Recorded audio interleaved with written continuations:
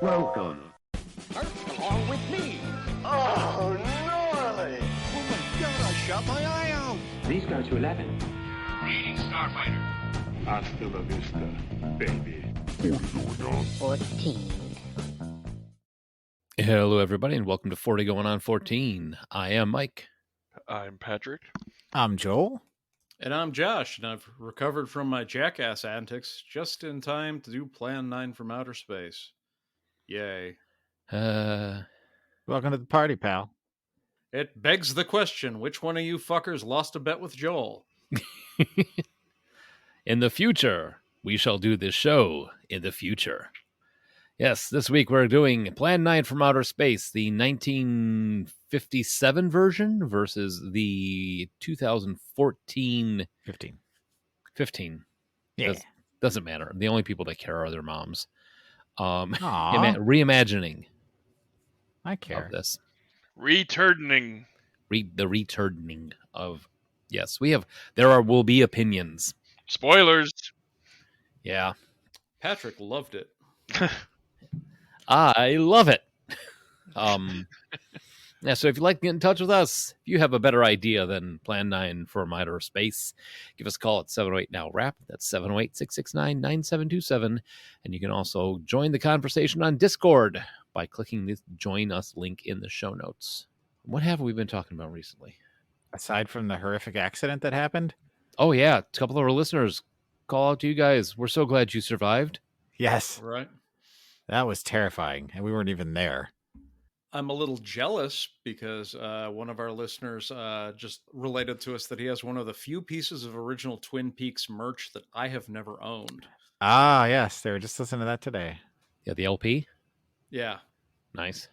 I have owned most of the books and most of the cassettes at one point or another, but I've never had the original composed music on vinyl or anything, really. So That's kind of cool.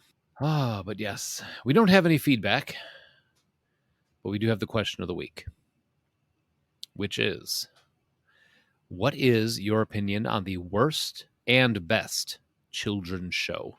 Should be interesting because only a couple of us have kids. Right? That we know about. Patrick. What? Patrick would like to join the conversation.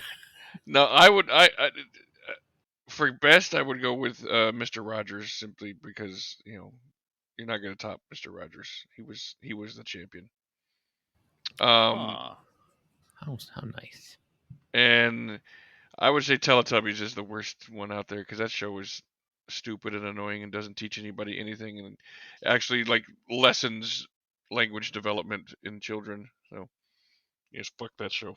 I'm going to go another direction with Best Kid Show with a controversial choice, but I wanted to pick something that someone I don't get me wrong, I have nothing against Mr. Rogers, but he's been dead so long that anyone who watched him is no longer a kid. Truth. Well, I thought we were supposed to say from our kids' childhood or something, or we just in general. Yeah, just your opinion. In general. Well, I'm still going to stick with Mr. Rogers. So. I'm going to go with the new remake of My Little Pony. I know that the fandom has a whole lot of weirdness about it, but the thing is that show had way better writing than it needed to be successful. Solid lessons. You talking about the friendship is magic thing that I've heard about? Yeah. Okay. Yeah, I've watched most of the first season. I wouldn't say I'm a part of the fandom, but that show had better writing and better animation than it needed to be successful. They took a lot of talent from previous Samurai Jack and Billy and Mandy alums, I'm pretty sure. Dexter's Lab alums. It was a really good show. How can you not love a show that has Weird Al Yankovic as a cameo? He got his own show with Milo Murphy's Law, which is a good show, by the way, on Disney. Weird Al was a pony, too, so I kind of have to agree with Josh for a little bit on that one, because I have two girls growing up that was on. I probably have watched more My Little Pony Friendship is Magic than an adult man should admit.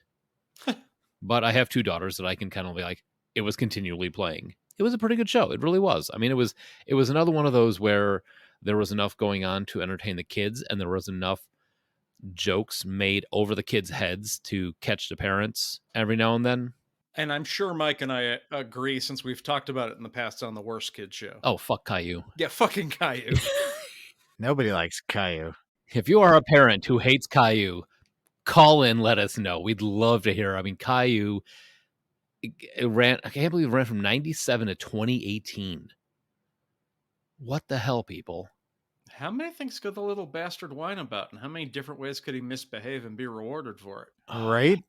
Oh, garbage. I have luckily avoided Caillou, but I've heard all about it. So I've never. You heard that, folks? Everybody bomb Patrick's feed with Caillou clips. Oh God. Patrick, I'm so sorry. Yeah, Caillou is like an example to the kids on how not to behave. Caillou makes what's the sister's name in Arthur? JD? Yeah. Caillou makes JD look like a friggin' saint. Well, for oh wait. Did you guys all get your best and worst in? Yeah, I think Mike and I are lockstep with both our best and our worst. So Yeah.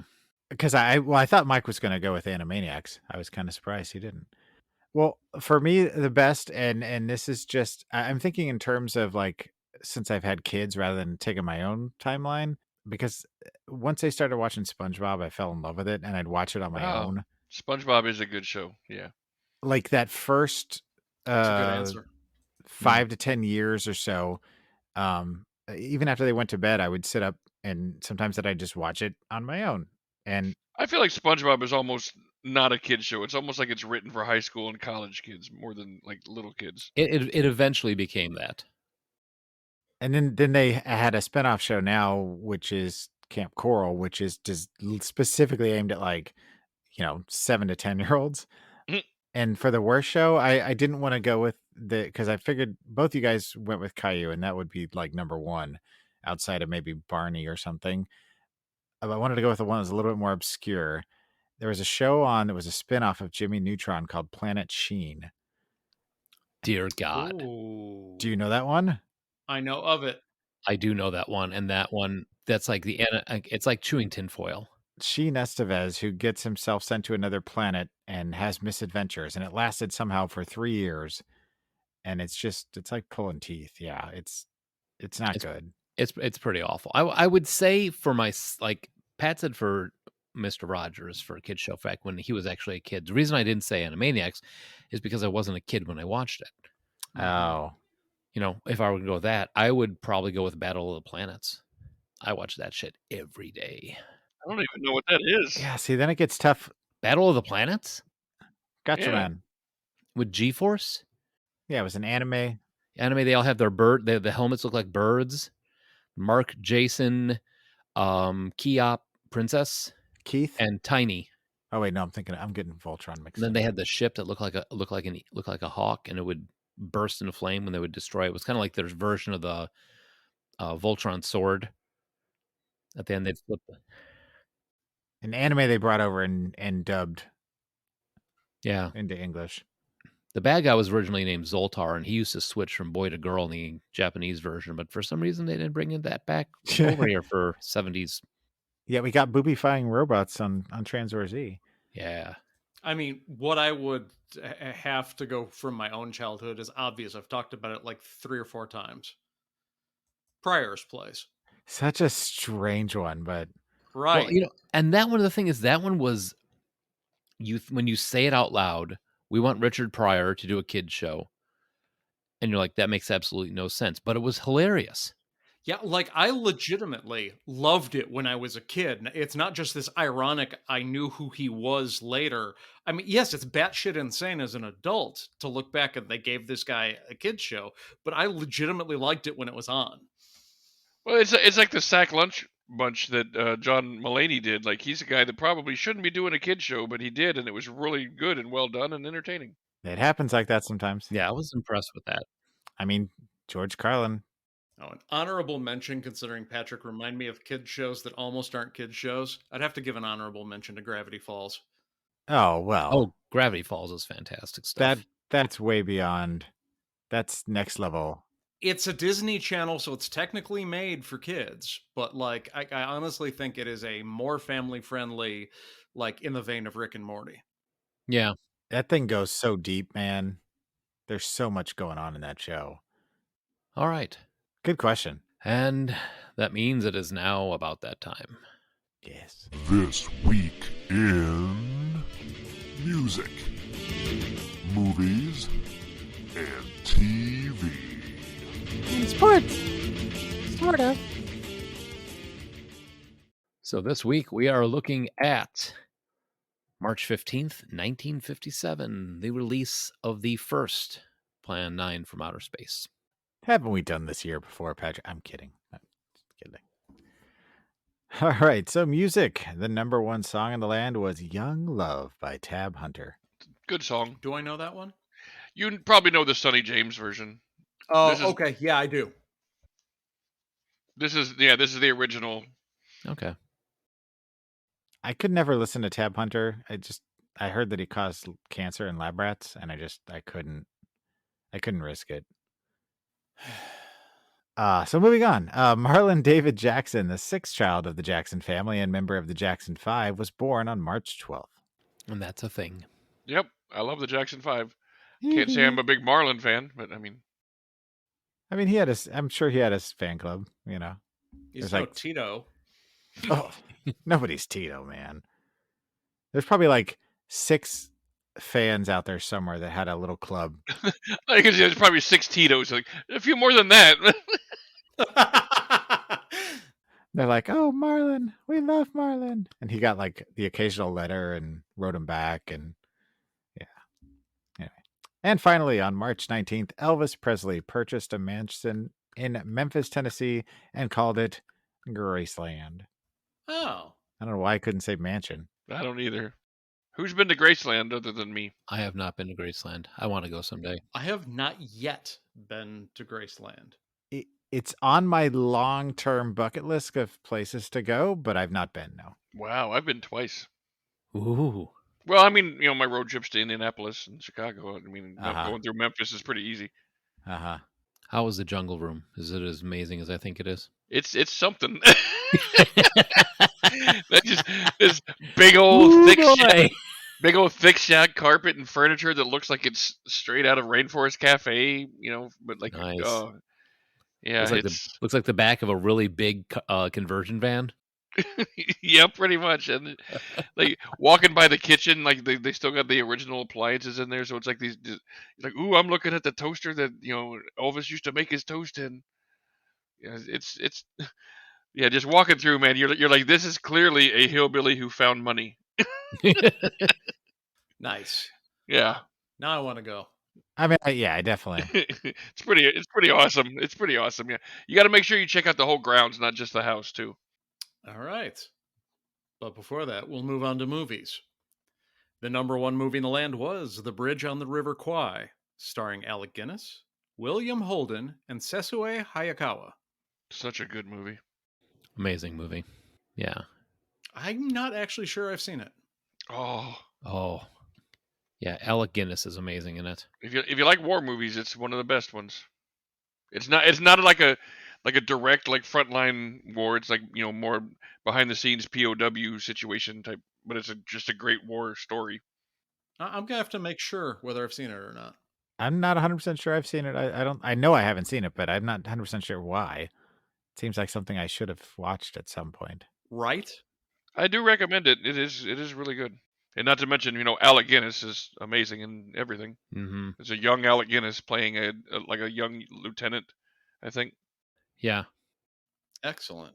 And I don't know if you guys know the plot behind it, but the plot is they're POWs and they find out that they've got engineers and builders and stuff in the group, and they force them to build this bridge that they need built to get supplies somewhere. And by the end of the movie, they've made the decision. They have to make the decision whether or not they're going to destroy the beautiful bridge that they built to keep the supply line down. Now I'm sure I haven't seen it. Yeah. Yeah, it's good. Shelton Jackson, better known as Spike Lee, born on March 20th, is a film director, producer, screenwriter, actor, and professor. His production company, 40 Acres and a Mule Filmworks, has produced more than 35 films since 1983. He made his directorial debut in 86 with She's Gotta Have It, and has since written and directed such films as Do the Right Thing, Mo Better Blues, Jungle Fever, Malcolm X, Clockers, 25th Hour, and Chirac, among others.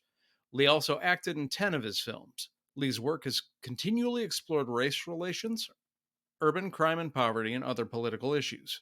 He has won numerous accolades, including an Academy Award and a BAFTA Award, 2 Emmys, 2 Peabody Awards, and the Cannes Grand Prix. Lee has 4 films selected by the Library of Congress for preservation in the National Film Registry for being culturally, historically, or aesthetically significant. So, yeah, that's Spike Lee. I'm sure we're familiar. Yeah, I was going to say, I don't know what more can be said about him than everything I just said. So I'll move on to born on March 10th, Shannon Lee Tweed Simmons is one of the most successful actresses of mainstream erotica and erotic thriller films. Playboy's Playmate of the Year 1982, Tweed has also appeared in more than 60 films and in several television series. She's married to Gene Simmons, bassist and co-lead singer of the metal band Kiss, and they starred in the acronym of the week, GSFJ, which I'm pretty sure stands for Gary Sinise Fuck Joel.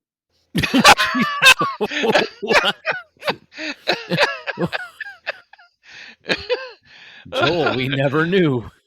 Wow. Is it true? Does he have magic legs? Lieutenant Dan was my man in Amsterdam. Wow. Oh, a Awesome. nice reference there saying metal band. Yeah, I got that too. Yeah. Just threw that in there. But yeah, no, that is Gene Simmons' Family Jewels. Sorry, Josh. No, actually, it's the first thing he said is accurate. A reality TV show that portrayed their family life from 2006 until 2012. Gene Simmons is a weird looking dude, but makes me wonder about, well, yes, I don't know. She's rather attractive. Gene Simmons is Gene Simmons. Right. Yeah, I don't know where to take that outside of that. So, TV. Top shows in the land were Gunsmoke, The Danny Thomas Show, Have Gun, Will Travel, and Tales of Wells Fargo. Fascinating. So a guy who runs around the American Southwest signing people up for credit cards that they don't want. That was just a tale of a branch of the bank. You know, people coming in and depositing their paychecks and asking for change. This guy wants a bank loan. Can my dog have a doggy biscuit? I don't even know what a doggy biscuit is. Have Gub, Will Travel. No, it says gun. It says gun. No, he clearly wrote Gub. have Nug. What are you talking about? Bananas. Woody Allen. And I was referencing Frasier, so we were all over the pop culture board there. Was it bananas? Take the money and run. Take the money and run. Sorry, not bananas. Take the money and run. Sorry. Okay, so literally nothing that's on topic with what we're talking about right now. Right. Oh my God. Okay, so born March 15th, Park Overall is an actress, activist, and former U.S. Senate candidate known for her trademark heavy Southern accent. Her best-known role was as Nurse Laverne Todd in the sitcom Empty Nest, though she has appeared in a number of feature films, including Biloxi Blues, Mississippi Burning, Talk Radio, and In the Family. Talk Radio is pretty good. Biloxi Blues is very funny, and Mississippi Burning is very good. So yeah. Yeah. Biloxi, I love Biloxi Blues. I did not know she was a U.S. Senate candidate, though. That's fascinating. Huh. Yeah. Good on her. Also, so the 9th Emmy Awards were held on March 16th at the NBC studios in Burbank, California, with Desi Arnaz as the host. The top shows of the night were Caesar's Hour and Playhouse 90, each show winning a then record 5 major awards. It's a major award.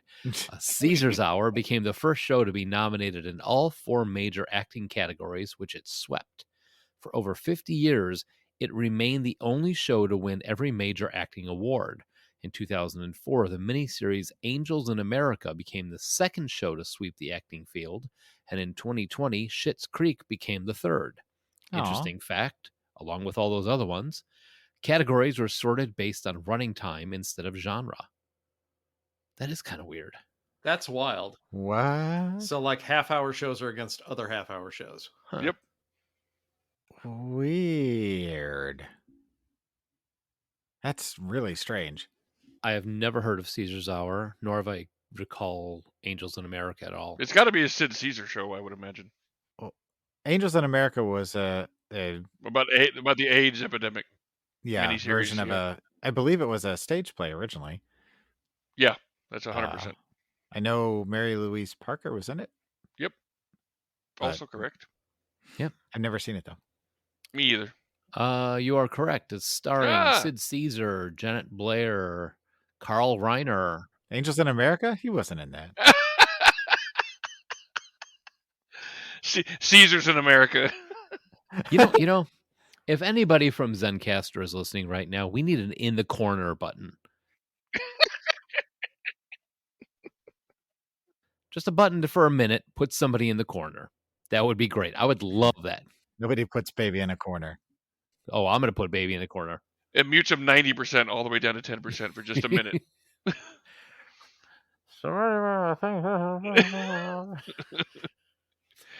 So that's TV. All right, moving on to sports. Harry Dean was a left-arm bowler who could bowl fast medium swing or slower spinners to suit the conditions. He played for Lancashire and England. Dean improved steadily to be, by 1910, clearly the best bowler in the Lancashire 11 with 137 wickets. In 1911, Dean went from strength to strength, taking 175 wickets in the county championship and being, by 23 wickets, the leading bowler in first-class cricket. And this in spite of often resting when the fast bowler was away from business. In 1912, now almost exclusively bowling spin, Dean was better than ever and in wet weather carried all before him, taking 13 for 49 against Worcestershire and 15 wickets against Kent, both at Old Trafford. However, he surprised the critics in 1920 with a superb season, taking over 120 wickets. He bowled very well in 1921, even if helped by some appalling batting sides, but then switched to Cheshire in the Minor Counties Championship for the 1922 and 23 seasons. After his retirement from playing cricket, he coached at Rossall School, and he died on March 12th of this week. I loved him in Alien. That's Harry Dean Stanton, sir. Harry Dean Stanton played cricket? Two different men. Yeah, he was a mastidium. Mastidium? Fast. He was a smash. Would you like to try that joke again, Joel? Nope. Where's the corner button? I'm moving on. I am moving on. So yeah, if you couldn't tell, that was just completely cut and paste. I was like, I don't know what half of this is. So we'll just, yeah. So that's your cricket fact of the week. You know what the tip-off that you had cut and paste that was? The commentary of appalling batting sides, because I can't see you saying anything is appalling ever. Some things are appalling. I was going to say, just wait.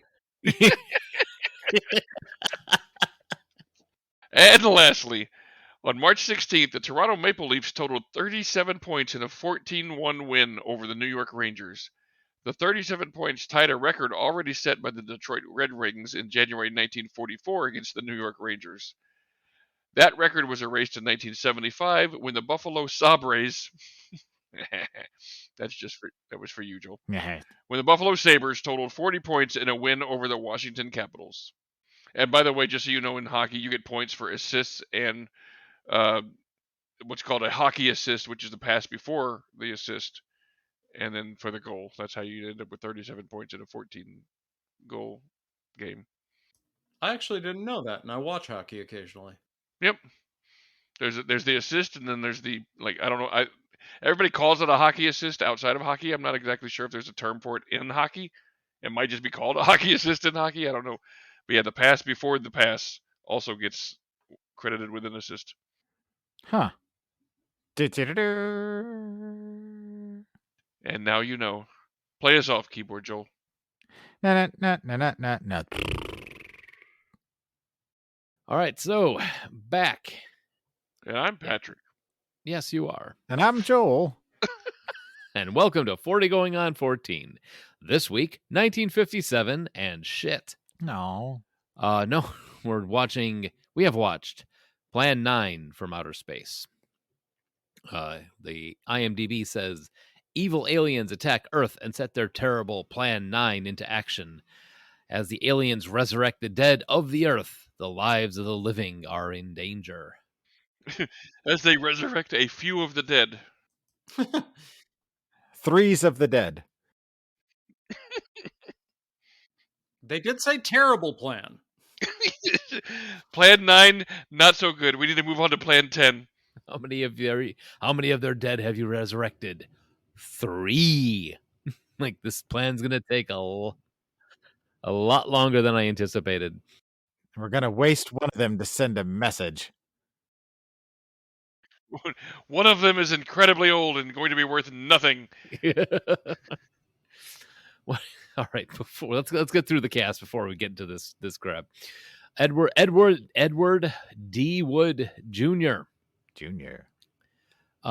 Directed, wrote, probably paid for, is known for such as Bride of the Monster, Yes. Glenn and Glenda.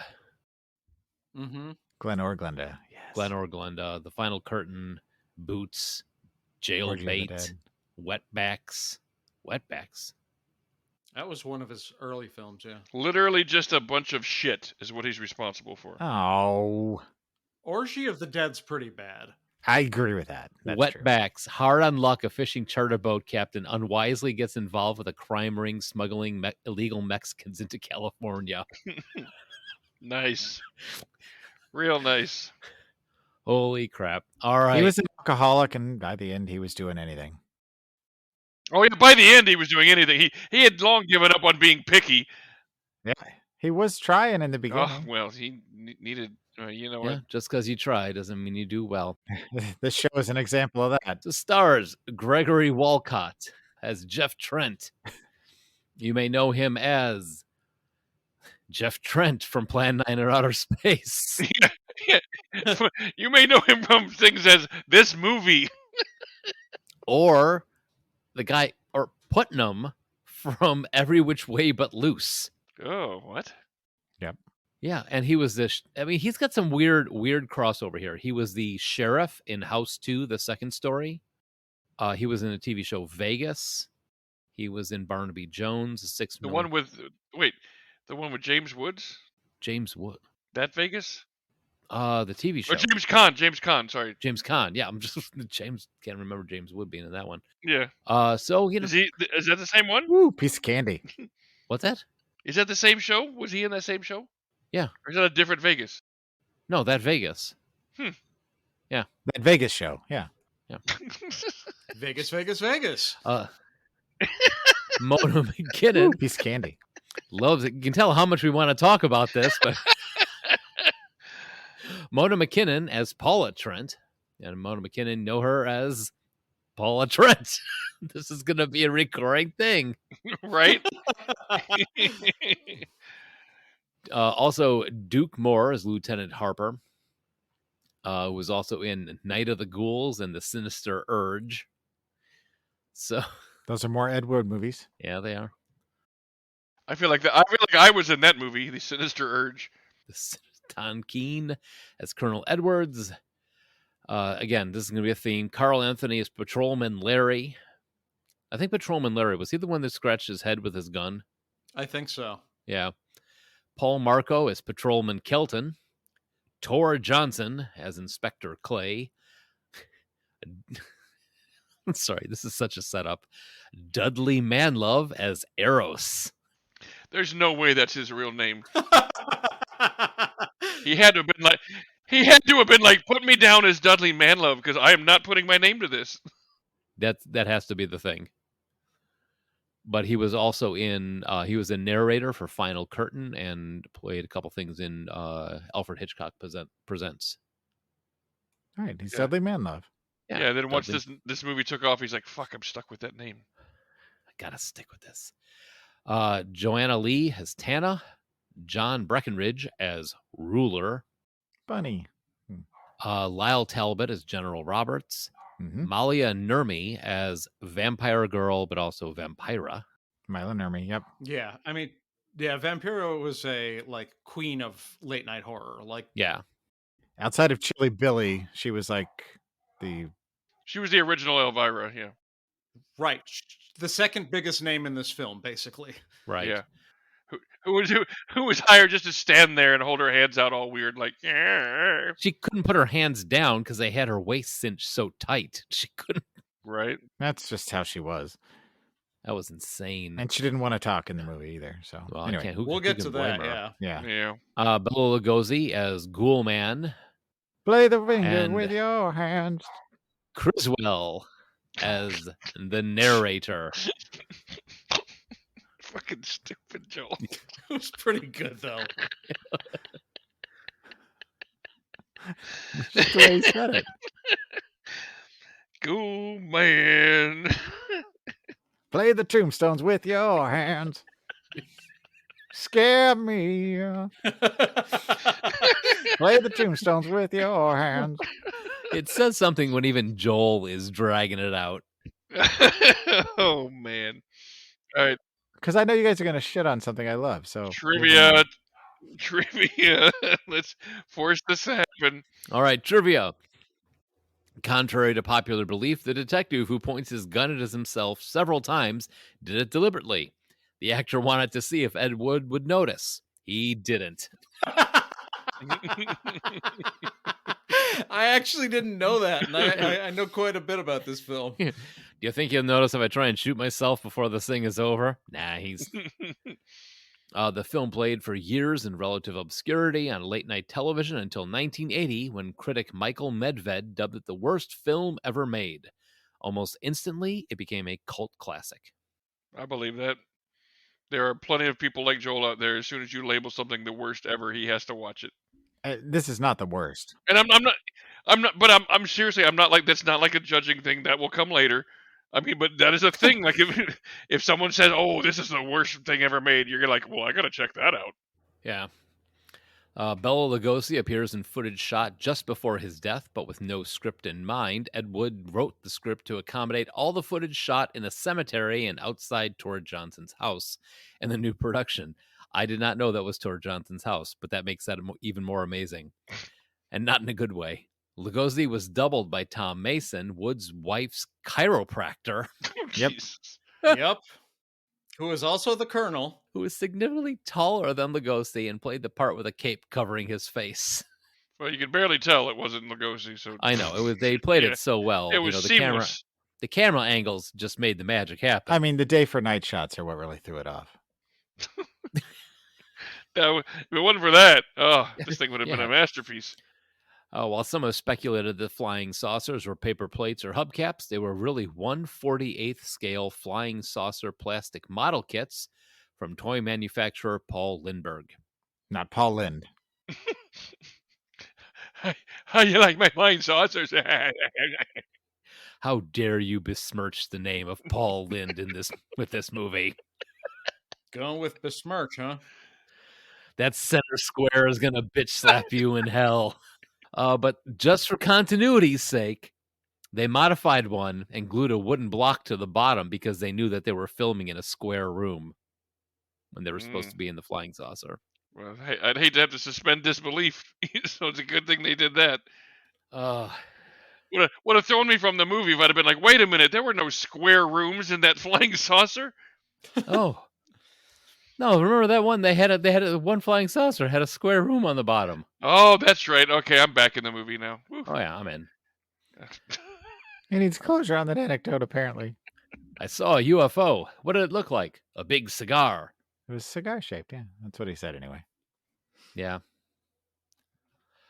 Can I start shitting on this yet? Oh yeah, let's go. So yeah, I've spent my entire life not watching this movie because I just knew it was going to be what it was, which it just was a big just crap fest. It just not. I mean, I've never seen an Ed Wood movie. I never needed to. I knew what I was going to get. I knew what was coming into. I'm really not trying to just be a dick because this is something that you enjoy, Joel. But it's just I don't enjoy watching something that is just crap. I can't get into it. And I mean, I don't want to just sit here and kick this thing, but I mean, I was everything that I thought I was gonna be, and everything that for the reason that I hadn't watched it. Like it was no surprise to me at all.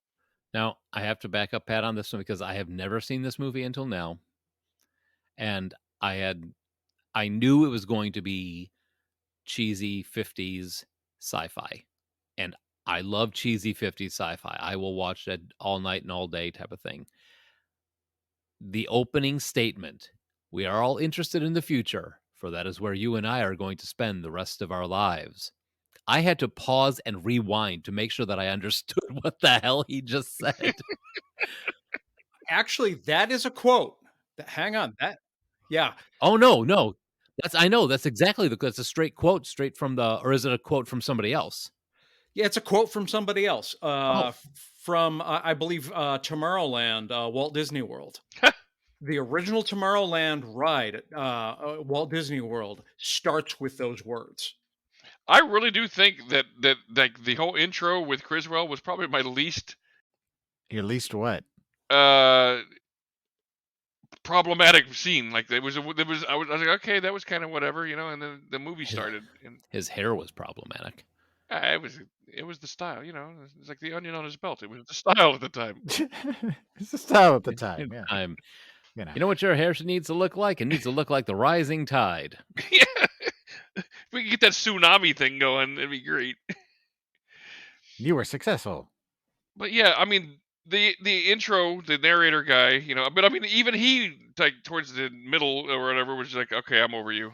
So, did either of you see the Ed Wood show movie with Johnny Depp? No. The Tim Burton film? I had no desire. No. So when you guys watched it, when we watched it back in college. Okay, because that was the thing, that is how the two of us got into Ed Wood and this movie in particular. And I gotta say, watching it again, it hits different after Dolomite, because you've got two of the same thing going on. Something that I became aware of because of a documentary about this guy that just wanted to make movies and didn't really know how, but did anyway. And I gotta say, while it's still like not, to me, a super entertaining watch, it's slow. The dialogue is hot nonsense. Nobody can act, and it goes from day to night randomly. the I effects do are crap. appreciate this dude did not know how to make a movie, and he did not let that stop him in the same way Rudy Ray Moore did. And I don't think that's something to be lauded. Sometimes some things should be stopped. I think if Ed Wood was around now, he would be one of the hottest YouTubers out there. It's a strange thing to say. No, I mean, just think about what he's doing. Low budget movies, yeah. Low budget. He doesn't really know what he's doing, but he's doing it. Right. And that's the thing, is there wasn't a YouTube back then. I think you got it right, Mike. Yeah. If it was now and you could just have a camera in your pocket and shoot whatever you wanted to. I mean, look at the stuff that's going on right now with the back room videos. It's just a picture of a guy videoing stuff and shaking a clothes hanger monster in the corner of the screen, and suddenly it's got millions of hits. I think nowadays that's his type of, I'll say, gonzo filming would fit right in with what is being created now. It's just back then, I think the catch is that there wasn't 50 years of film knowledge to build upon. Sure. How to cut a scene, how to edit, stuff that you could look up and find out how to do.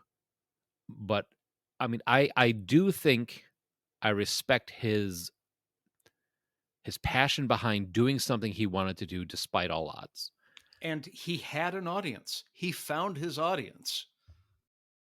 And see, that's the thing with this, that and with a lot of these types of films that I find so endearing, is the fact that, and especially in the 50s, nowadays any idiot can use a cell phone, record something, and Amazon will play it on Prime.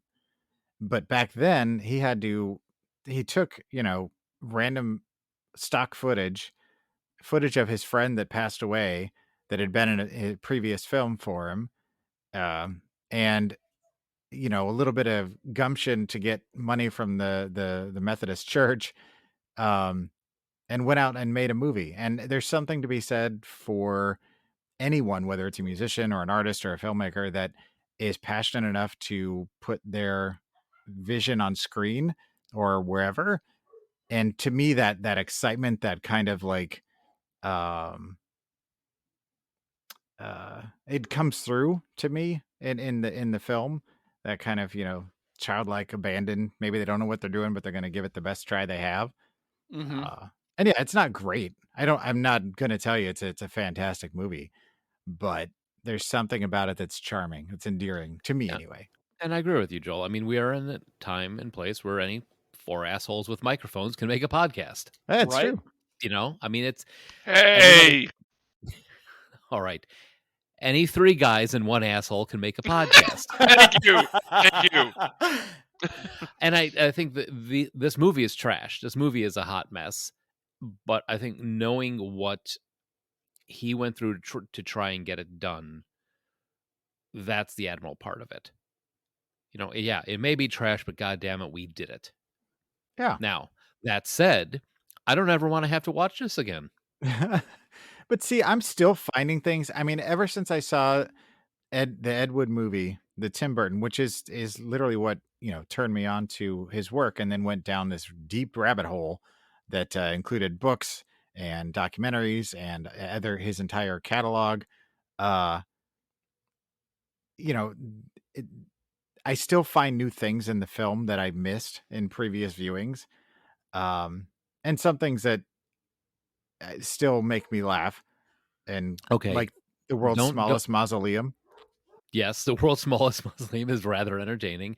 And after I watched this, I watched the riff tracks of it, and it kind of took the pain away. It was kind of like the back teen on my scraped knee. But don't say layers as in like there's so much depth to this. Yeah. You notice that the cactus is turned left or right in the corner of the screen or something. This is people that don't know how to act, and people don't know how to film movies, putting it together. And like I said, I respect it, respect the gumption of it, and I respect the fact you got it done. Doesn't mean I gotta like it. And we have had this discussion before on other podcasts. We did this on the mockumentary show, the Mockbuster show. Yeah. I am not of the belief that just because you made something means it deserves to be lauded or deserves to be watched or deserves anything. You need to earn an audience, and I don't think that this did. And I think it's just one of those things that I am not one of those guys that is going to like appreciate something just because it's so horrible. It's horrible. It doesn't deserve to be appreciated. And your argument was stronger with Mockbusters. Yeah. Because Mockbusters didn't really have an audience. They were straight to video. This very clearly, you weren't the audience, but it has one. Yeah. And this is not provable, but this is one of those things. I have to wonder how many of those people really love it, like actually, and really, love it ironically, and like love it because they feel like it's a cult classic. I'm supposed to love it, and and there's no way to ever prove, whose love is true and whose love is just. I feel like I have to love this because it's, I don't know how to describe what I'm trying to say, but the words aren't coming to me. But it's one of those things that feels like some people like it because they feel like I'm supposed to like this because it's so bad, and I like fringe things, so I have to like Plan 9. I have to like, stuff like that. I mean, if there's something that's shit, I'm not going to like it just because it's shit. And the mockbusters, those are made at the lowest common denominator by a studio that's trying to cash in on the success of another franchise and hope that enough people will not pay attention when they're at the. They're literally just trying to double their money. Is all they're trying to do. They don't give a shit about quality or anything. And there's a difference there. Yeah, I have to agree with Josh on this one. The difference between the Mockbusters and this one is the Mockbusters are out to make a quick buck on grandma who really isn't sure what Transformers are. Correct. Yeah, and I get that, and I know that that's not what he's doing, and yet this, that, and the other. But I mean, I don't think he's out to bilk anybody. But I mean, he's clearly not making anything of quality. Yeah, I don't think he made something that is like good in a traditional sense. But he certainly made something that meant something to somebody, I guess, is my point. And I just have to wonder how much. Yeah, and I have to wonder how much of it is just echo chamber stuff, and how much of it is just actual appreciation. I mean, there's other filmmakers that like I've taken a deep dive into shot on video stuff, and there's people that don't have the uh, resources he did, which he didn't have a lot, that are making things, with a VHS camera, 80s through the early 90s, that um, are 10 times worse than this in terms of a lot of quality and other things, but they just put so much into it because it was a passion project. And sometimes you find the more interesting storytelling when you dig into this kind of stuff, because once it's gone through a studio, the kind of the originality gets squeezed out of it. But that's another thing. It's you go and you watch some of these things where it's a little bit more independent, or where there's just somebody doing it out of their basement, and there's originality to it. There's something you've not seen before, and sometimes it's good, sometimes it's bad, sometimes it's in the middle, and I can appreciate that, unironically. Well, and there have been films that have been created into better stuff by people who have, like, what was the name? Crap. That YouTube short where it had the woman who was she turned off the light at the end of the hallway, and every time she turned off the light, she saw the Oh figure. yeah, Lights Out. Lights Out. Yeah. That got turned into a movie. Now, granted, the movie wasn't awesome, but there are other versions of that sort of same story where people did like you did. They got a hold of a camera, they threw it up online to show that it could be done, and then somebody picked it up and they made something bigger and better out of it. And with that, David F. Sandberg, who did Lights Out, which I liked the movie version, went on to direct Annabelle Creation, which was crap, but he did Shazam. So sometimes there's a seed of something in those original things that turn out to be kind of amazing. So, what was the amazing thing that Ed Wood turned out? Oh, I think absolutely nothing. Well, he Yeah, I was he gonna never say really had the opportunity. We only made 18 movies. Yeah, but he was doing never had them the on a opportunity. shoestring, and he was filming them, basically out of his basement. He never had anybody that backed him up, and maybe if he would have had a little bit more, Because he maybe not. sucked. You never know. If he was any good, Hollywood would have backed him up. Like, Hollywood loves nothing more than backing up somebody who's going to make them money, and they knew this guy was a stinker. And that may very well be true. It very well may be true. I can't argue that point, because there's not. I mean, the further he got into his career, and the more the alcohol took control, the worse things got. I mean, they're still trying to throw Roman Polanski movies. I mean, they're willing to overlook a lot of crap, except for the cardinal sin in Hollywood is you lose money.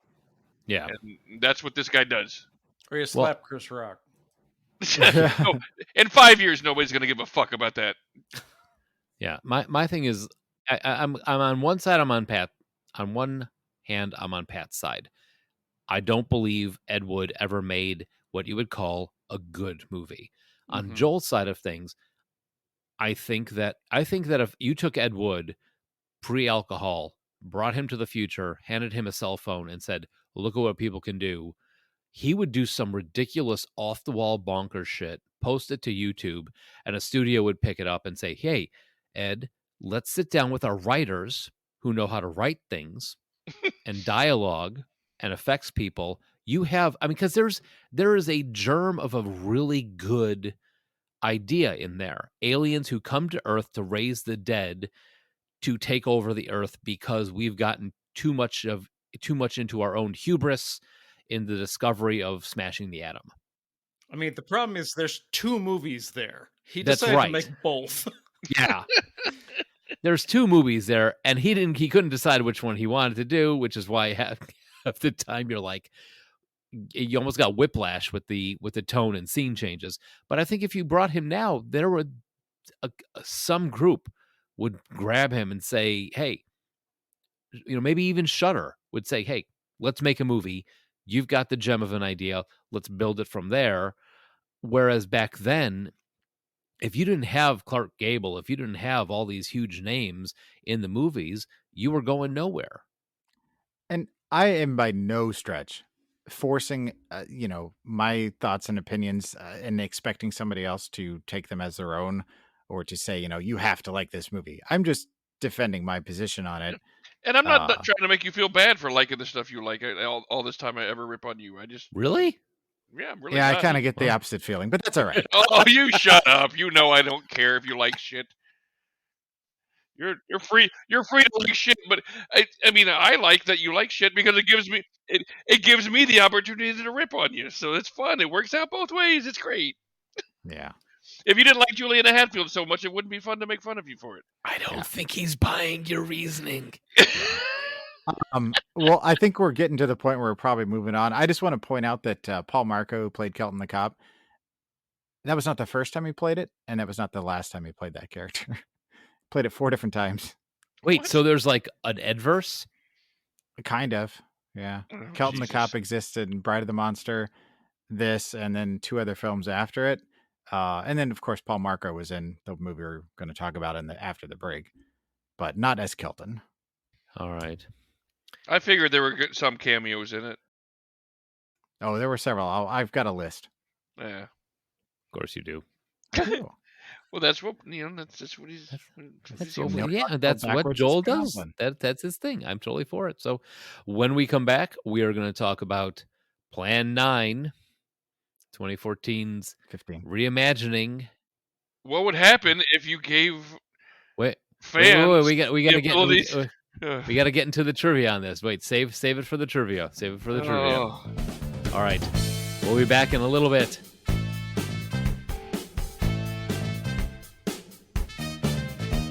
All right, we are back, and we are going to talk about Plan 9.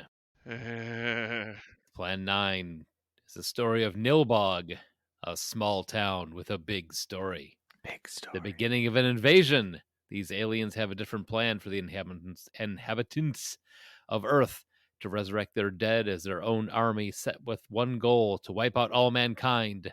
This night will decide the fates of all who walk the planet. And though they were the top and thought they were the top of the food chain. I don't know who wrote this description in IMDb. That was bad. But this is fantastic. Oh, that was bad. No. It is. It's fantastic because it's just as bad as the opening lines of the original. So, this is directed by John Johnson, who you would think was a porn star. No. It's weird. I think most people don't know John Johnson, but Darkstone Entertainment, like, if you know, you know. Well, I know now. Josh has spoken of the movie Skeleton Key. Yep. To us before. It's 3 sequels. 3 sequels. I did not know that. Skeleton Key 2, Skeleton Key 3, and Skeleton Key 3 Part 2. What? Well, it's like Christmas Vacation Part 2. 2 guns, a grenade, and a pizza guy. Hunting Chupacabra. I would watch that. Oh, but yeah, so this guy's known for this sort of thing. Writing credits, John Johnson, and earlier screenplay to Ed Wood Jr., starring Brian Krause as the new Jeff Trent. He's an actual actor. Like, Sarah recognized him. She's like, is that Brian Krause? Which is kind of weird. Well, he was on Charmed. There went 90% of the budget. He is known for... he was on Charmed. He was on Return to the Blue Lagoon and Stephen King's Sleepwalkers. Return to the Charmed Lagoon. Return to the Sleepwalking Charms. Also, Sarah Esselman as Lucy Grimm. Not a great actress. No. And also, everybody knows Mr. Lobo. Well, a lot of people do, actually. Do they really? Yeah, he's a fairly well-known YouTuber. Okay. Yeah, and he's done he's got a ton of film credits. Yeah. He was in Skeleton Key 2. Like, he does mostly this kind of stuff. You may know him from such things as this movie. Well, he's got 42 credits on IMDb. which is That's more than I we have. Uh-huh. 100% Don't, more. hey, don't use my own lines, damn it. While I'm using them. He was in Skeleton Key 2, 667, Neighbor of the Beast. Is that a real thing? That is Yes. a thing. Yes. Nice. You won't watch it. He was in the movie called The Taint, where he played the Coxantium spokesperson. Jesus Christ. Yeah, but the thing is, Pat, this shit is stuff that we said sitting on the couch, drunk off our asses, rambling while playing Street Fighter. Yes, and we had the common courtesy to not make it a thing. That wasn't courtesy, that was laziness. That's see, Josh has it. Amy Hart plays Paula Trent. She was my favorite part of the entire movie. She is known for Spade, The Showroom Effect, and Fear Fighter.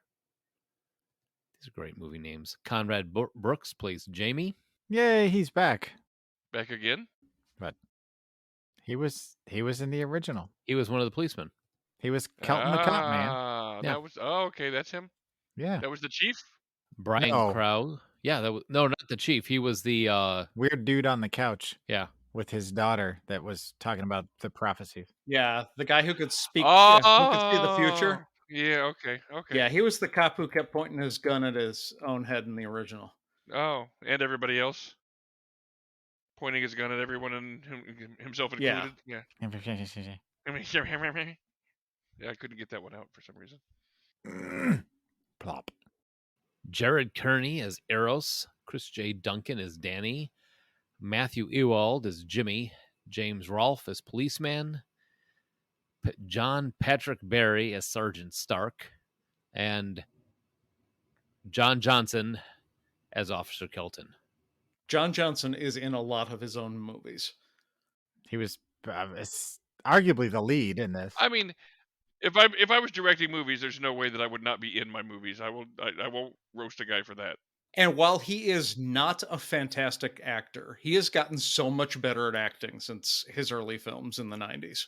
He has a little bit of charisma, enough that, I was kind of like, oh, let's see what he's going to do this time, Which was he the one with the glasses? Yeah. He was Okay. essentially one of the leads. Yeah, I mean, yeah. You could argue whether it was Jeff or him. I mean, they kind of both went back and forth, but They were the leads of their scenes for sure. correct.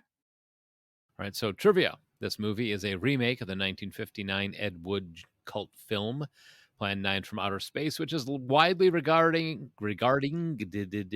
as being one of the worst films ever made due to its nonsensical plot, shoddy production values, and incompetent direction.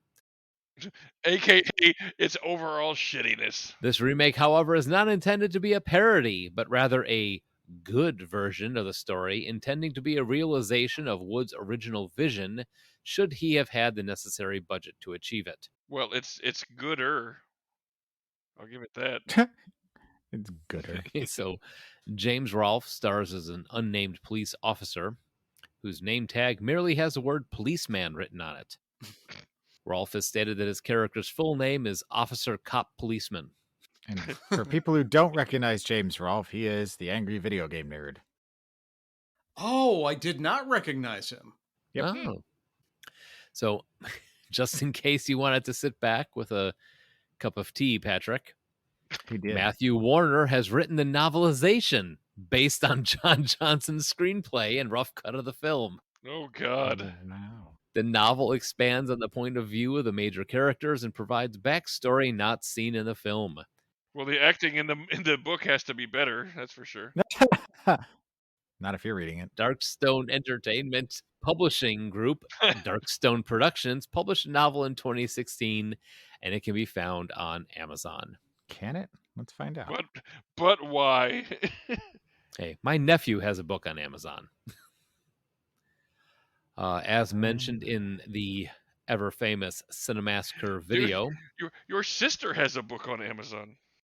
My sister knows how to write. Right, but I'm just saying, like, why did you not go to your sister? Why'd you go to your nephew first? Because my nephew is just... Because I like my nephew. You can purchase the Plan 9 official movie novelization for $6.31, and it will be to my house on April 30th if I was to buy it today. Don't do that. Already done. God bless it. Can you delay it to August? Can you ask him? I have your address. I want to order this and have it delivered never. I'm gonna send it to you, Pat. You're gonna buy this delivery the 4th of never. Please don't ever bring this to my house. Okay, so James Rolfe, who played policeman, was goofing around with the prop gun between takes, imitating the careless actions of the character that was waving the gun around and scratching his head with it in the original movie, but was quickly warned by the weapon wrangler, don't do that. Well, most of the time, the guns were not loaded.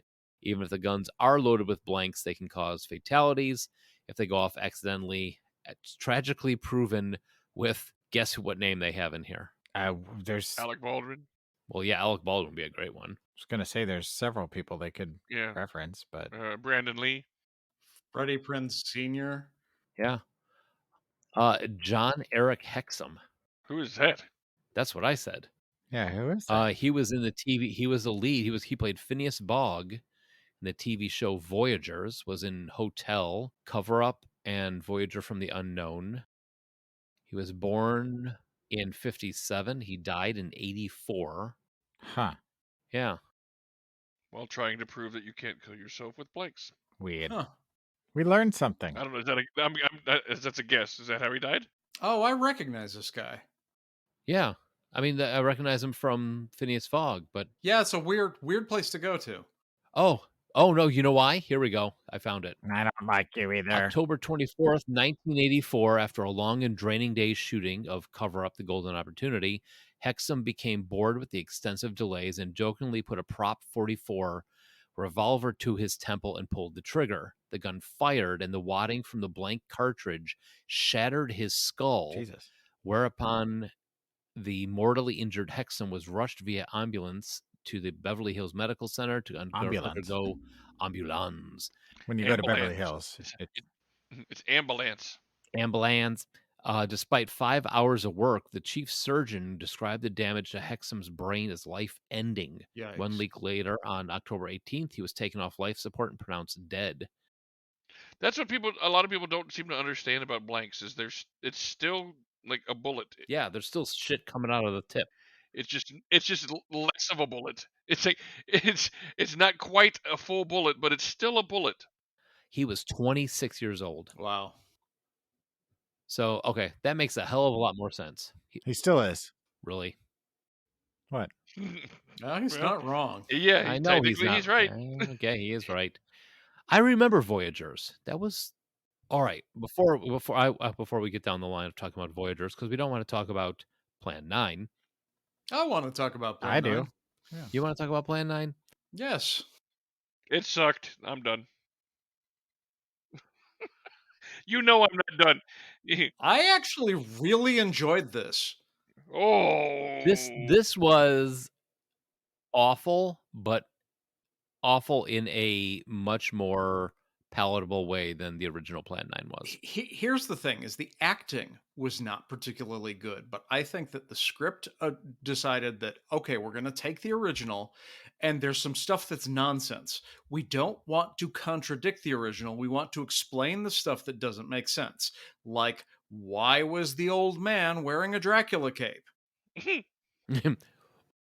They also wanted someone who looked kind of like Tor Johnson, but could actually put a sentence together. They got that.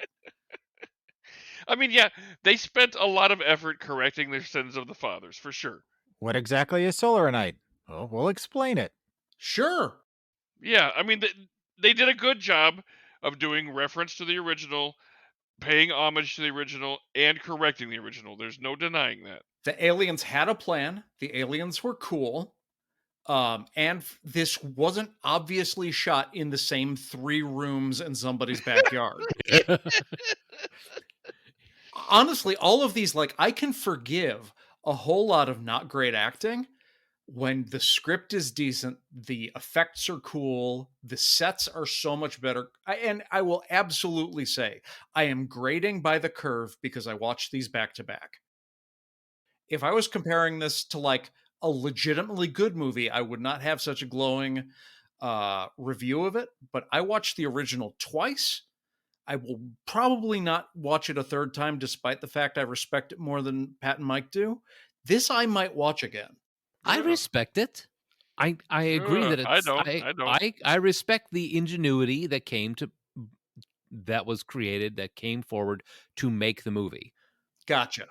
Yeah, I I'm the agree one the that movie is that not says it good. has zero value. Yeah, Yeah. like not, yeah. Patrick says it's just shit. I say it's not a great movie. I honestly think it's kind of an awful movie, but I respect the gumption that he took to get it made.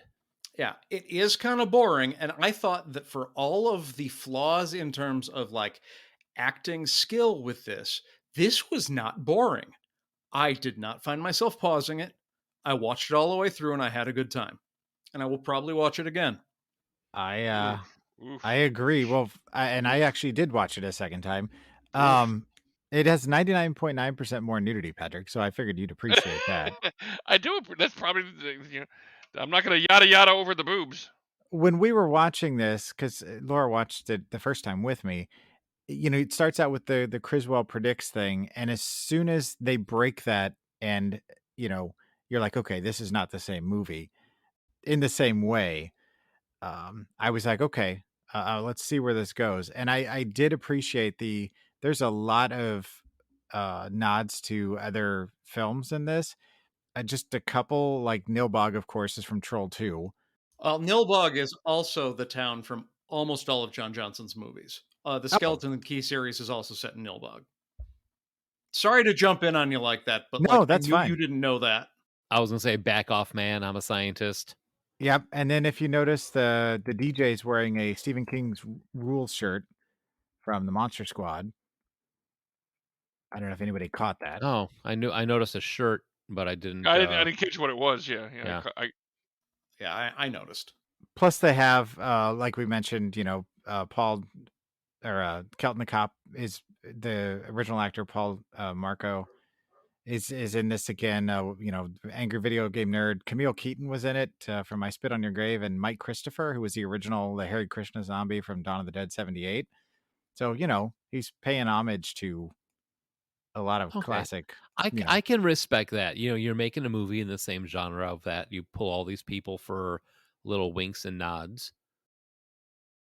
But there are some things that are complete nonsense. Like, okay, so you've got two guys flying the plane that actually looks a lot more realistic. Oh my god, it looks so bad in the first movie. Yeah, because it looked like a plane. They're just holding. They were just holding two like triangular home plates or something in the first movie. Like, yeah, it was a couple. It was like a piece of plywood. But it looked better. Here's the thing I don't understand. They mention it several times. They're like, "We've been up here for a couple months. It's good to be back home." I'm like, you were flying in a passenger plane for 2 months with the girl in the back seat? Who pees herself? Right. What did they mean? Because they say it several times, and I'm like, well, maybe they're going to clarify. Like they were, out going around doing some sort of scientific thing. But these guys were just pilots that were piloting the woman. What were they doing for 2 months? They probably didn't have another stop back to fucking Nilbog International. That was my guess. Is like, I didn't think that needed clarification. I think that they were out doing like flying to actual airfields in bigger towns, aside from this little dinky nowhere in Virginia. And then this is the first time they had the opportunity to actually land at their home airfield in months. Yeah. Okay. Somebody actually wants to go there. Oh, right. I want to go to there. And I agree with you about the effects, Josh. There was one in particular where there was a woman who had the Halloween 3 or Halloween, look, where if you remember in that film, for those of you who've seen it, where the woman blows up her face, basically, there was a woman who was one of the zombies who had the similar effect, and it was actually really well done. I was impressed. I will say the effects were above par. Yeah, the gore makeup. Yeah, it was pretty good. Yeah. And he's been doing this a long time. And he's made a ton of movies, and the early stuff, while it's occasionally hilarious, it's really rough around the edges. I think John Johnson at the beginning of his career was a lot like Ed Wood with a little bit more money, only he got more money and he got the time to practice and to get better. Maybe not like awesome, but better. So I appreciated seeing his journey, considering I've seen a lot of his early films. Well, and I admittedly will say that I'm going to seek out other things now after seeing this, um, because I was thoroughly entertained, even on the second watching. And can anybody tell me, number one, why did the cops have a really old cop car? And number two, how did the old guy get down from being hung up by the electrical cord? One, because you can buy a really old cop car pretty cheap from an auction, and two, I don't know. Yeah, I don't have an answer for. Yeah. Wait, they showed him. They showed him get down, and I don't remember how. I thought like a zombie like pulled him down, or maybe his house was old and the thing broke. Did the vampire woman get him down? Oh, maybe. They showed him wife? come down. That was his wife. Right, but I'm saying, like, did she get him down? Is that how they reunited? All I remember is he was hanging up there, and then after the second EMP pulse, whatever, uh, went out, Made him smarter. it brought him back to life. And you could see his feet moving, and then all of a sudden he's out killing the girl in the shower and whatever else. And so I don't know. Pat makes a good point. The ones that were already animated from the first pulse got smarter on the second pulse. So while they didn't show it, either he got himself down or his wife got him down because he was dead for the first two pulses. Because they talk about that as it goes on, it gets further out, and the people that were hit the first time, if they get hit a second time, they get more intelligent. See, I thought that was actually a pretty cool concept. Yeah. Yes. They start in this little rinky-dink nowhere town. They start putting the pulse out even further and further every single time. And they level up every time if you're right. If you're, and they take over the world that way. That's actually a pretty cool idea. Right. Instead of just raising 3 of them, inviting the humans into your ship and having no plans if they have any weapons. You don't need a gun. I think we do. And just expecting you're going to smarm them to death. You're stupid! Stupid! Stupid! Your stupid minds! Stupid! Stupid! And John Johnson apparently has no problems with murdering kids. That's a Right? fairly big no-no in horror movies. I honestly, I was kind of impressed with that twice. When the mom fed the poison, not the poison, pumped her daughter full of painkillers, on that one I was like, this really can't be happening right now. This is not. Like, I mean, if you're that dumb as a kid that you're just gonna keep taking pills over and over and over, you know, you kind of, I mean, that's kind of, you're kind of helping Darwin out there a little bit. But that little girl in her pajamas, she like ripped her open. Oh yeah, when the kitchen. Yeah. The zombies got her. And yeah, it was a little bit of a shock because Joel's right. Usually the little kids aren't shown killed on screen. Right. I had to rewind it because I'm like, did I just see what I thought I saw? Or the one kid that tried to cross the bridge with all the other adults and they got gunned down. That was a little kid. Yeah. Like a toddler. But I mean, I props to that, you know. I mean, as a filmmaker, I think that's a good maneuver. Are you a filmmaker? He could be. What do you I think you knew what I meant, you son of a bitch. Well, I mean, I know I've seen some of your films. Wink, wink, wink. And I'm going to go on record with a very controversial take. Ooh. Oh, hot take. Yeah, Mr. Lobo was a shit actor. Oh my god, every single scene he was in that took me out with how bad of an actor he was. Really? Oh my god, yeah, he was just horrible. Like, just trying way too hard. I didn't think he was a great actor, but like his character actually had an arc. So I mean, he took me out of the movie almost immediately. He was so bad. Like that opening scene when they did the breakaway, and like I was like, okay, they're gonna do a whole like thing where like whatever, and I was kind of into it, and then his acting literally took me out of that within like 60 seconds. I was like, oh my god, this guy's horrible. Well, I feel like if John Johnson had a little bit more time and somebody to help with the script, he's got some skills, and there was some genuinely funny stuff, clever stuff, creative stuff in the movie. Yeah. I'm sorry. To Joel, I have to tell you my favorite lines in the movie is at the very end when the one clone alien is releasing the poison, the cop shoots him. I shot the guy who was putting out the poison. Yeah, I saw that. That made me laugh. I don't do it often, especially in movies like these, but I stopped, rewound it, called everybody into the room, like, hey, check this out. This is an amazing scene. I was just gonna say it's one of those scenes that like it seems like such a simple thing to write, but it's so realistic because that's kind of what would have happened in the moment. Well, it's like, or Mr. Lobo saying, well, let's go finish the third act, or uh there See, was that kind of another, made sense with him because he is in this supposed to be an actor. So right, I, or Right. I there, was able to buy that, He is still Criswell, but he's also in the movie. They don't explain it, but it's fine. Yeah. and then there's the scene where Kelton and the girl go out to try and get out of the store and get to the car or whatever, and he's like, oh, it's just a slow moving zombies. Nope, we gotta go. And they start Yeah, that was kind of funny. Well, luckily they're slow ones. Oh no, they're not. That was good. That was pretty funny. yeah, But just a the lot one of guy's good like, I'm stuff. tired of this. I can make it. He opens up the door and instantly, he's like, nope. Then see, he did that often with that kind of like when the bald inspector dude went to go check out the cemetery, and he pulls up with the other cop. And he's like, "Oh, we're not gonna have to walk right across a graveyard, are we? Oh Yeah. no, I'll do it. You wait with the car. Oh man, he's so blah." It's like instantly gone. Or the guy that's like, I'm not gonna die tonight, and then he just goes snap, just snaps his neck. I did appreciate that scene. That one did make me laugh. I'm It not sounds dying like tonight. you enjoyed this more than you thought you Oh, did. shut up. No. Yeah, I think he's right. No, because the problem is it had moments of hilarity from like bit characters, but all the acting from every major character was horrible. So 90% of the screen time was taken up by bad acting.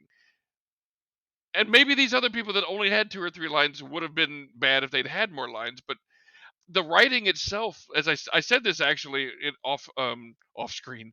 I said this earlier when we weren't recording, but I stick with this. It Off air. wasn't so much that the writing was bad, but the delivery was horrible for everyone. Like some of the lines were a little bit wooden, but it was much more the delivery than it was the line itself. And Mr. Lobo to me was the ground zero of that. Or like Miss Doctor Exposition.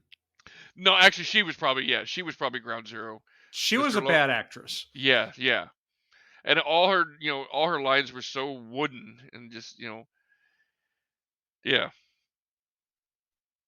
So I mean I think I agree with you. I think that John Johnson has potential, but I don't think this movie is the. I hope this movie isn't the end of his potential. He hopes he knows he has potential, and he hopes someone will tell him about it later. Right? Like someone figure out how to tap into this guy's potential because he doesn't understand how to.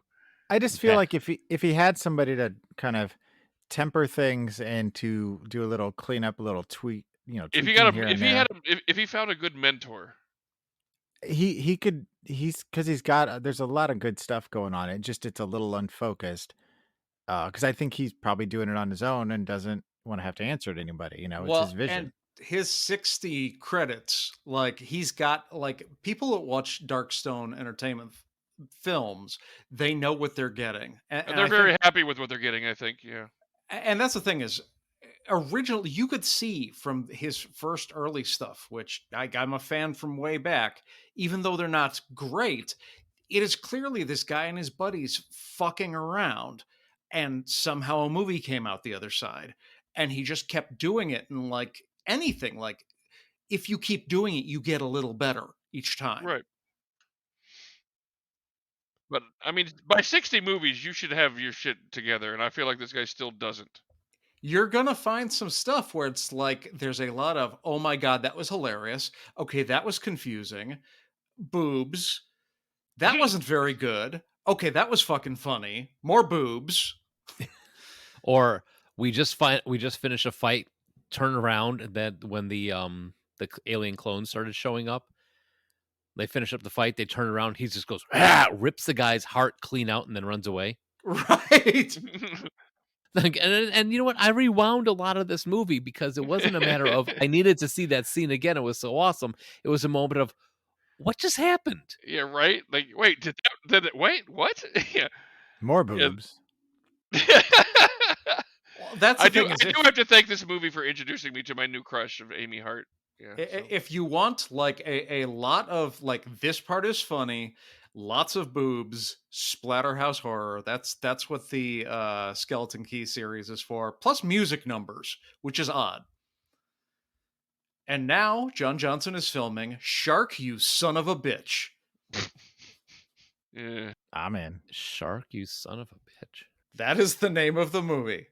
And he's going to be returning as Detective Kelton for Shark, You Son of a Bitch.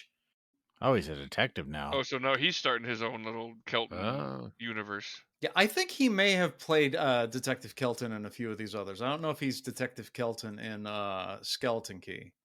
No, he's Howard in Skeleton Key. Howard Kelton? Just Howard.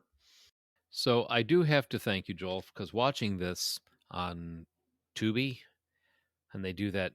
You just watched this. You may be interested in this. Yeah. Watch Pro Wrestlers versus Zombies, Oh yeah. starring Pat. You're gonna love this.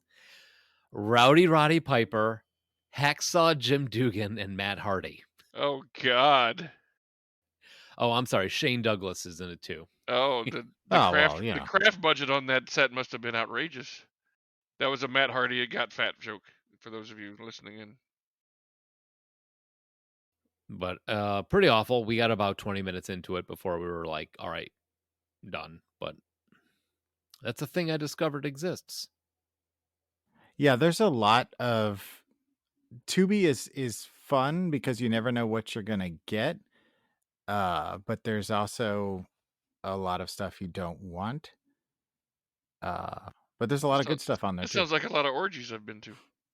Exactly. There's a galooly at the door. It's You never know what you're gonna get, and sometimes it's something you don't want. But you know, it's free though, so you know, and Yeah. sometimes free is okay. again, Cody Knotts, who did such things as Kecksburg and Bus Party to Hell, Bus party to hell. Gore Orphanage. Orphanage? Yeah, Okay, orphanage. Gorfinage, yeah. While you guys were chatting, Pat, I found out for you who Shower Girl was. Amy. Yeah, Amy Hart was one of your questions, but Brandy Mason is basically known for doing like nude scenes in low budget horror movies, including Don't Fuck in the Woods, Wrestle Massacre, and Pig Girl. Sounds like my kind of woman. Yeah, both Brandy Mason and Amy Hart are in a bunch of these low budget things, and a lot of them with John Johnson. I could see that you've got Policeman Kelton becomes Detective Kelton, who eventually becomes Sheriff Kelton. Oh, He gets a promotion. So yes, there's a lot beyond Plan 9 for the character has a trajectory. Yeah, by the time he's in the TV series House on the Hill, John Johnson is playing Sheriff Kelton. And what is Amy Hart doing? She's playing a character called Samantha. Oh, don't turn me into a John Johnson fan. I'm going to start watching his stuff just for her. I was gonna say you realize what you have to watch in order to get your fix. All right, I think it's time. Oh, yeah. Go. No, we can talk afterwards about John Johnson. Yeah, I was gonna say I think it's time for thumbs up, thumbs down. So leave the obvious ones to the end. But Joel. Yes. I thought you said leave the obvious ones to the end. He did. That's why I was like, really? Well, I was talking about Patrick, but I mean, oh, okay. Well, that's not to be obvious, but thumbs up for both. Josh, I'm going to have to go thumbs down for the original. Although I respect it, I do not enjoy it. And a big thumbs up for the remake. I'm gonna go with thumbs down and thumbs down. While I chuckled a couple times, I don't think I'm gonna be searching out any other of the Johnson joints. Johnson joints. Hand rolled. Patrick. Oh, a thumb way down. Both thumbs, all fingers, everything down for the original Plan 9 from Outer Space. That movie stinks on ice. And I mean, it's less of a thumbs down than I had originally, like coming fresh off of watching it. I was just like, while I'm watching it, I'm like, this movie stinks and it's bad. But like thinking about it in retrospect, the graphics were good, and the special effects were good, and boobs, of course, always help, and but it just wasn't good, and I didn't enjoy it. So thumbs down. Well, all right. The acting was just too bad. I mean, it just really was. It took me out of every scene. I had to keep pausing the movie over and over again because I just couldn't get into it. All right. Well, if you have a schlock horror that you would like us to watch to torture Patrick, Yes. You can fuck right off is the end of that sentence. yeah, you can let us know. Give us a call at 708 Now Wrap. That's 708-669-9727. Yep. And if you'd like to find more of our stuff, you can find our back catalog of shows on Podbean or Pandora, or honestly, any of your favorite podcast apps that are out there. If you enjoy the show, we'd love to hear about it. So you can leave us a review on Apple, Google, or Amazon podcasts, and support us through the Ko-fi link in the show notes and help us keep internet money costs at bay. Joel, what do we got coming up? Just a couple of highlights here. TV theme songs. We're also going to be taking a little dive into the I Love Lucy versus Being the Ricardos. Kids in the Hall is coming, and a little Chip and Dale. Nice. Not Chippendales, Chip and Dale. Rescue Rangers. I'm no Superman. TV theme songs coming up. I was like, what does that have to do with that's Chippendales? That's Patrick's strip song when he's working the clubs. I'm no Superman. Yeah, the Weird. theme song to Scrubs. I just put it on a loop, and I'm just up there dancing, and then No, it's just a 30-second dance. Oh, that's even better. He tried putting it on a loop. He made more money when it was only 30 seconds long. And I'm winded, so I just got to stop. I'm like, okay, yeah, we're done. The lady's like, thank God. They're throwing change at his head. Making it. They're making it Hold hail. on to the pole. Woo! This is tough. Make it hail. He's like, that's a washer. That's not even a quarter. Get off the stage. All right, everybody. Thank you for listening, and we'll be back next week.